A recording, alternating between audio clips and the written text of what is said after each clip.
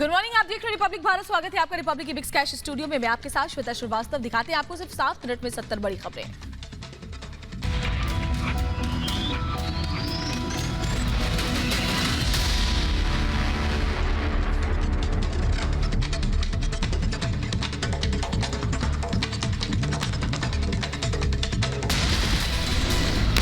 कारोबारी राज कुंद्रा को गिरफ्तार किया गया है। मुंबई पुलिस की क्राइम ब्रांच ने शिल्पा शेट्टी के पति राज कुंद्रा को अश्लील फिल्में बनाने की और ऐप पर अपलोड करने के मामले में गिरफ्तार कर लिया है। राज कुंद्रा की गिरफ्तारी के बाद से पुलिस कर रही है उनसे पूछताछ। आज कोर्ट में होगी पेशी। मुंबई क्राइम ब्रांच ने कहा कि राज कुंद्रा पोर्न वीडियो मामले के मास्टरमाइंड हैं। मुंबई पुलिस राज कुंद्रा को जेजे हॉस्पिटल मेडिकल के लिए ले गई। राज कुंद्रा पर आईपीसी की धारा 292, 293, 420, 34 और आईटी कानून 2008 की धारा 67 में किया गया है मामला दर्ज। फरवरी 2021 में राज कुंद्रा के खिलाफ पुलिस में शिकायत दर्ज करवाई गई थी। उन पर अश्लील वीडियो रिकॉर्ड करने और सोशल मीडिया पर पोस्ट करने का आरोप लगा था। प्रारंभिक जांच में दोषी पाए जाने के बाद पुलिस ने राज कुंद्रा को गिरफ्तार कर लिया है। राज कुंद्रा उनके ब्रिटेन में रह रहे भाई ने कैनोरिन नाम की कंपनी बनाई जिस पर पोर्न फिल्में दिखाई जाती हैं। इस फिल्मों का वीडियो भारत में होता है और वो ट्रांसफर के जरिए उन्हें विदेश भेजा जाता है। राज कुंद्रा ने विदेश में कंपनी का रजिस्ट्रेशन इसलिए करवाया ताकि साइबर लॉ से बच सकें। मुंबई पुलिस का कहना है राज कुंद्रा के खिलाफ न सिर्फ आरोपियों के बयान है बल्कि टेक्निकल सबूत भी है। राज कुंद्रा ने इस इंडस्ट्री में 8 से 10 करोड़ रुपए का निवेश किया था। इस मामले में अब तक 9 लोग गिरफ्तार किए जा चुके हैं। मुंबई पुलिस ने एक बंगले में छापा मारा। बंगले में चल रही थी पोर्न फिल्म की शूटिंग। पुलिस ने 6 लाख से ज्यादा का सामान किया जब्त। प्रधानमंत्री नरेंद्र मोदी लोकसभा और राज्यसभा के नेताओं के साथ करेंगे आज बैठक। विपक्षी पार्टियां बैठक में शामिल होने पर आज सुबह करेंगे फैसला। बैठक शाम 6 बजे होगी। इसमें कोरोना समेत कई मुद्दों पर चर्चा होगी। संसद के मानसून सत्र का दूसरा दिन आज। सत्र से पहले बीजेपी संसदीय दल की बैठक पीएम मोदी सुबह 9:30 बजे करेंगे। बीजेपी सांसदों को संबोधित। टीएमसी सांसद सुखेंदु शेखर ने जासूसी के मुद्दे पर नियम 267 के तहत चर्चा के लिए राज्यसभा में दिया नोटिस। तृणमूल कांग्रेस ने पश्चिम बंगाल में बड़ी जीत हासिल करने के बाद राष्ट्रीय राजनीति में उतरने का फैसला किया। टीएमसी नेता मदन मित्रा ने कहा साल 2024 में दिल्ली में ममता सरकार होगी। 21 जुलाई को एक वर्चुअल कार्यक्रम के जरिए पार्टी राष्ट्रीय राजनीति में उतरने का ऐलान करेगी। मानसून सत्र में विपक्ष को घेरने पर मोदी सरकार का मंथन। गृहमंत्री अमित शाह, संसदीय कार्य मंत्री प्रहलाद जोशी, पीयूष गोयल समेत तमाम नेता और मंत्री मौजूद। केंद्रीय मंत्री मुख्तार अब्बास नकवी होंगे राज्यसभा में उपनेता। सूत्रों के हवाले से खबर। तेज बारिश के बीच संसद भवन पहुंचे राहुल गांधी और पीएम मोदी की तस्वीरें आई सामने। पीएम मोदी ने अपनी छतरी खुद पकड़ी थी जबकि राहुल की छतरी किसी और ने पकड़ रखी थी। उत्तराखंड की कमान संभालने के बाद मुख्यमंत्री पुष्कर सिंह धामी पहली बार आज जाएंगे केदारनाथ। वहां चल रहे पुनर्निर्माण कार्य और यात्रा व्यवस्था का जायजा भी लेंगे मुख्यमंत्री। लोकसभा में पीएम मोदी के संबोधन से पहले विपक्ष ने किया भारी हंगामा। हंगामे के बीच पीएम मोदी ने किया सदन को संबोधित। कैबिनेट में शामिल हुए नए मंत्रियों का परिचय कराते वक्त विपक्ष पर साधा निशाना।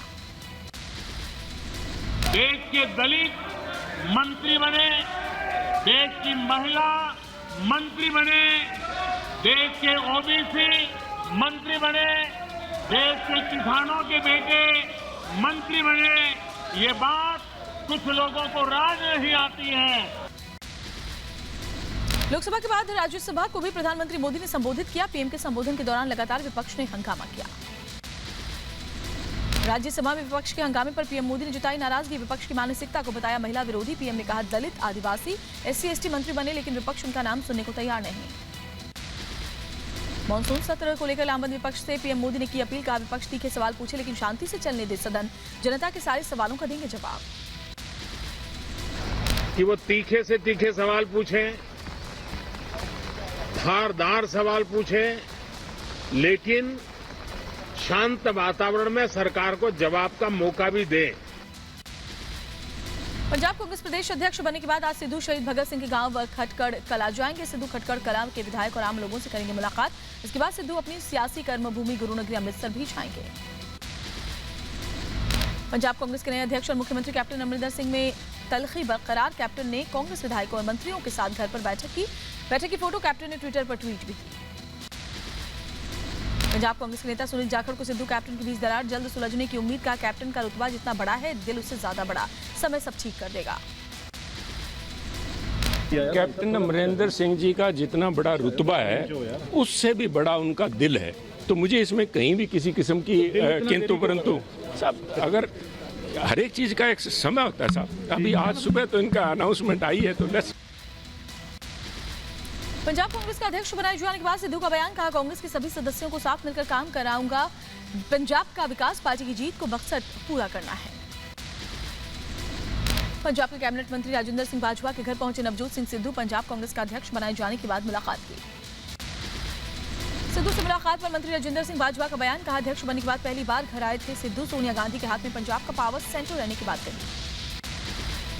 पंजाब कांग्रेस का कार्यकारी अध्यक्ष बनाए जाने के बाद कुलजीत सिंह नागरा का बयान, कहा मुझ पर भरोसा जताने के लिए आला कमान का शुक्रिया, सबके साथ मिलकर काम करने की बात कही। सिद्धू और सीएम कैप्टन अमरिंदर में खींचतान पर प्रगट सिंह का बयान, कहा लड़ाई सिद्धू और कैप्टन की नहीं बल्कि पंजाब के मुद्दों की है। 2022 चुनाव में कांग्रेस की जीत का दावा किया। जासूसी और फोन टैपिंग को लेकर दिल्ली कांग्रेस आज करेगी दिल्ली में प्रदर्शन। दिल्ली कांग्रेस अध्यक्ष अनिल कुमार कांग्रेसी कार्यकर्ताओं के साथ बीजेपी के खिलाफ करेंगे प्रदर्शन। जासूसी कांड पर द गार्जियन अखबार का दावा, जिसके मुताबिक भारत सरकार ने कई पत्रकारों नेताओं की जासूसी करवाई। जासूसी के आरोप पर गृह मंत्री अमित शाह का ट्वीट, कांग्रेस ने देश को अपमान करने के लिए लगाया आरोप, कहा तथाकथित रिपोर्ट के लीक होने का समय और फिर संसद में यह व्यवधान की आप क्रोनोलॉजी समझिए। जासूसी कांड पर संचार मंत्री अश्विनी वैष्णव का लोकसभा में बयान, कहा फोन टैपिंग से जासूसी के आरोप गलत, लीक डेटा का जासूसी से लेना देना नहीं, फोन टैपिंग पर सरकार का प्रोटोकॉल सख्त है। कांग्रेस नेता रणदीप सुरजेवाला का मोदी सरकार पर हमला, का देश की सुरक्षा से खिलवाड़ कर रही सरकार, विपक्ष के नेताओं की जासूसी पर कार्रवाई की मांग। सुरजेवाला ने मोदी सरकार से सच सामने रखने की अपील की, कहा जासूसी करवाकर आप देश के अंदर के कौन से आतंकियों से लड़ रहे थे। जासूसी पर कांग्रेस के आरोपों पर रविशंकर प्रसाद का पलटवार, कहा जासूसी कराने वाली कांग्रेस से इससे ज्यादा की उम्मीद नहीं। जासूसी मामले पर विपक्ष के सवाल पर बीजेपी नेता अमित मालवीय का बयान, कहा हर मामले में जेपीसी की मांग समस्या का हल नहीं। कांग्रेस के वरिष्ठ नेता मल्लिकार्जुन खड़गे का मोदी सरकार पर हमला, का आज मौलिक अधिकार का हनन हुआ, पूरा विपक्ष लड़ेगा लड़ाई। वरिष्ठ कांग्रेस नेता अधीर रंजन चौधरी का बड़ा बयान, का जासूसी के मुद्दे पर आज सरकार से सवाल पूछेगा विपक्ष। जासूसी कांड पर एनसीपी नेता नवाब मलिक का बयान, का पूरा विपक्ष एकजुट होकर मौजूदा सरकार से सवाल पूछे। 1 साल बाद चीन ने गलवान घाटी हिंसा की जानकारी सार्वजनिक की। ग्लोबल टाइम्स ने गलवान घाटी में भारतीय सैनिकों से हुई झड़प में मारे गए सैनिकों की संख्या अब 5 बताई। अभी तक चीन सिर्फ 4 सैनिकों के मारे जाने का दावा करता था। बात अगली खबर की। श्रीनगर के बडगाम में पुलिस को बड़ी कामयाबी, लश्कर तैयबा गिरोह के 5 आतंकियों को धर दबोचा गया, भारी मात्रा में गोला बारूद की बरामद की। घाटी में सुरक्षा को लेकर डीजीपी दिलबाग सिंह ने की हाई लेवल मीटिंग, सीमा पार से घुसपैठ, गोलीबारी समेत कई अहम मुद्दों पर चर्चा हुई। यूपी में योगी आदित्यनाथ सरकार ने अपराध पर लगाई लगाम, पिछले 4 सालों में पुलिस मुठभेड़ में 139 अपराधी मारे गए हैं। सरकार ने गैंगस्टर अधिनियम के तहत अब तक 15 अरब 74 करोड़ रुपए से अधिक की अवैध संपत्तियों को जब्त किया है। उत्तर प्रदेश के पूर्व मुख्यमंत्री कल्याण सिंह की तबियत फिर बिगड़ी, पीजीआई में वेंटिलेटर पर किया गया शिफ्ट, कल्याण सिंह को सांस लेने में दिक्कत हो रही है। यूपी धर्मांतरण मामले में केंद्रीय गृह मंत्रालय ने बड़ी कार्रवाई की, आरोपी सरगना उमर गौतम के 2 एनजीओ की विदेशी फंडिंग पर रोक लगा दी गई है। फॉरेन कंट्रीब्यूशन रेगुलेशन एक्ट के तहत कार्रवाई। यूपी के सीतापुर जेल में बंद आजम खान की तबियत बिगड़ी, लखनऊ के मेदांता हॉस्पिटल में भर्ती कराया गया। ऑक्सीजन लेवल गिरने के बाद आजम खान को सांस लेने में हुई थी तकलीफ। केरल में बकरीद पर छूट दिए जाने के मामले पर सुप्रीम कोर्ट में आज सुनवाई। बकरीद में लॉकडाउन में छूट दिए जाने के मामले में केरल सरकार ने सुप्रीम कोर्ट में जवाब दाखिल किया। केरल सरकार ने कहा कि प्रतिबंध और आर्थिक मंदी लोगों के जीवन को गंभीर रूप से प्रभावित कर रही है। दिल्ली की एक अदालत उत्तर पूर्वी दिल्ली में हुए दंगों के मामले में आज सुनाएगी फैसला। एक शख्स पर दंगा करने, डकैती और अवैध भीड़ का हिस्सा होने का आरोप है। आरोपी सुरेश पर दिल्ली के बाबरपुर की दुकान का ताला तोड़कर लूटपाट करने का आरोप है। ट्विटर इंडिया के एमडी मनीष माहेश्वरी की याचिका पर कर्नाटक हाईकोर्ट आज सुनाएगा फैसला। मनीष माहेश्वरी ने एक वीडियो मामले में गाजियाबाद पुलिस की सीआरपीसी की धारा 41A के तहत जारी किए गए नोटिस को चुनौती दी है। ऑगस्टा वेस्टलैंड केस में दिल्ली हाईकोर्ट में सुनवाई। जज मनोज कुमार ओहरी ने क्रिश्चियन मिशेल की जमानत याचिका पर सीबीआई और ईडी को नोटिस भेजा। महाराष्ट्र में ड्रग तस्करों पर एनसीबी की छापेमारी। मुंबई में बड़ी मात्रा में ड्रग्स के साथ करीब 78 लाख की नकदी जब्त की गई। पकड़े गए आरोपियों के पास से सोने के गहने भी मिले हैं। महाराष्ट्र के पूर्व गृह मंत्री अनिल देशमुख ने कहा कि उनकी याचिका पर सुप्रीम कोर्ट का जो भी फैसला आएगा उसके बाद ही वो ईडी के सामने पेश होकर अपना जवाब देंगे। अनिल देशमुख ने 300 करोड़ की संपत्ति की बात को फर्जी करार देते हुए कहा कि ईडी ने उनकी 4 करोड़ की संपत्ति सीज की है। Ahmedabad crime branch gangster Ravi Pujari को आज बेंगलुरु से अहमदाबाद लेकर पहुंची। गैंगस्टर रवि पुजारी को बोरसद कोर्ट में किया गया पेश। गैंगस्टर रवि पुजारी को अब कल अहमदाबाद क्राइम ब्रांच की टीम रिमांड की मांग करेगी। विवादों में अभिनेत्री तापसी पन्नू की फिल्म हसीन दिलरुबा गंगा सभा ने फिल्म के कुछ दृश्यों पर जताई आपत्ति। का फिल्म में हरिद्वार में गंगा किनारे एक होटल की छत पर बैठकर शराब पीते दिखाया गया। फिल्म में अभिनेत्री पुल के पास कुत्तों को मांस भी खिला रही है। देश में कोरोना के 38,164 नए मामले आए सामने। मौत का आंकड़ा 4,14,000 के पार पहुंच चुका है। देश में अभी 4 लाख से अधिक सक्रिय मामले हैं। देश में तेजी से जारी है कोरोना जांच अभियान। आईसीएमआर के अनुसार कल 14,63,000 से अधिक सैंपल की जांच हुई। कुल जांच का आंकड़ा 44,54,00,000 के पार। देश के कई राज्यों में कोरोना का कहर बरकरार। महाराष्ट्र, कर्नाटक, असम, तमिलनाडु और केरल समेत देश के कई राज्यों में नहीं काबू में आ रहा कोरोना। केंद्रीय स्वास्थ्य मंत्री मनसुख मंडाविया का बड़ा बयान। कहा, मुफ्त वैक्सीन योजना से 41 करोड़ लोगों को अब तक लगाया जा चुका है टीका। पिछले 24 दिनों में सबसे ज्यादा टीकाकरण। दिल्ली एम्स के प्रोफेसर डॉक्टर नीरज ने कोरोना की तीसरी लहर को लेकर दी चेतावनी। कहा, फिलहाल 1-2 साल तक नहीं जाने वाला कोरोना, सावधानी को बचाव बताया। तेजी से फैल रहा कोरोना वायरस का डेल्टा वेरिएंट अब तक दुनिया के 100 से अधिक देशों में पहुंचा। WHO की दक्षिण पूर्व एशिया निदेशक डॉक्टर पूनम खेत्रपाल सिंह ने कहा, भारत को पब्लिक हेल्थ पर काम करने की जरूरत। आपातकालीन कदम और अधिक वैक्सीनेशन से रुकेगी तीसरी लहर। मध्य प्रदेश में धार में वैक्सीनेशन सेंटर पर लोगों की भीड़ मचने से मची भगदड़। एक दूसरे के ऊपर गिरे लोग। भगदड़ में कई महिलाएं घायल भी हो गईं। मध्य प्रदेश के राजगढ़ में टीकाकरण के लिए लगी आधा किलोमीटर की लंबी लाइन। सेंटर पर वैक्सीन के लिए लोगों ने किया हंगामा। लाइन में लगे लोगों ने नहीं किया कोरोना नियमों का पालन। जिले में खत्म हो चुकी है वैक्सीन। मुंबई से सटे ठाणे में लैंडस्लाइड। कलवा के धोलाई नगर में चट्टान खिसकने से 5 लोगों की मौत, 2 घायल। मौके पर पहुंची रेस्क्यू टीम।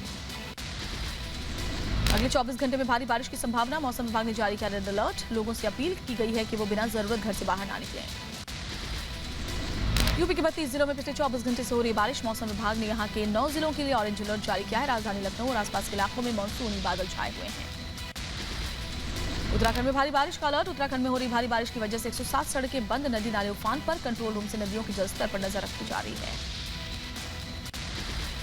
एलएसी पर पिछले 1 साल से जारी तनाव के बीच चीन लद्दाख के नजदीक बना रहा एयरबेस। चीन के सरहद पर भारतीय एजेंसियों की पैनी नजर। चीन शक्चे एयरबेस को तेजी से लड़ाकू विमानों के ऑपरेशन के लिए अपग्रेड कर रहा है। कोरोना के बाद अब साइबर हैकिंग पर घिरा चीन। अमेरिका और ब्रिटेन जैसे देशों ने लगाए आरोप।